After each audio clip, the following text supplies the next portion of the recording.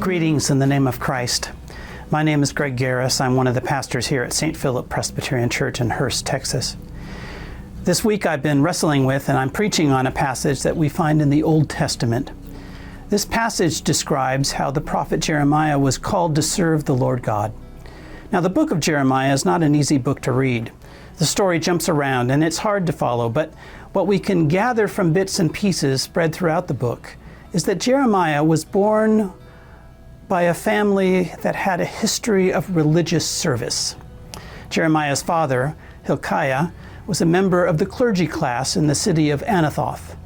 And it is thought that Jeremiah from an early age was trained in following his father's footsteps. Anathoth was about 3 miles north of the city of Jerusalem, and it was probably a safe place to be and to serve God. But before Jeremiah could even begin to settle in this quiet outpost, his life was changed forever in a personal encounter with God. Now, many of the Old Testament prophets, including Jeremiah, were called in a very similar way. First, there is a divine confrontation, a personal one-on-one encounter with God.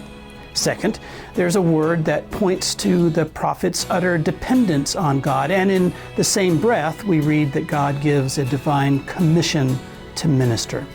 That's the third step.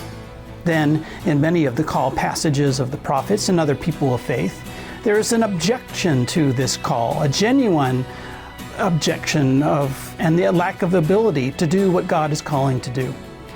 But in many of the call stories, God dismisses the objection and offers reassurance. Then finally, God seals the call with a sign. In Jeremiah's case, which by the way was the same with the prophet Isaiah, we read that God touches Jeremiah's mouth, symbolizing that there has been put in him a divine word. But the unique thing in this call story is that God says that Jeremiah's life and path was determined long before Jeremiah was born, even before he was formed in the womb. What I have been struck with as I have studied and prayed over this passage this week is Jeremiah's excuse. I am only a boy. I am only. How many times have we uttered those words?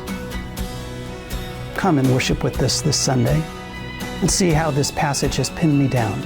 I hope to see you Sunday. Blessings and peace.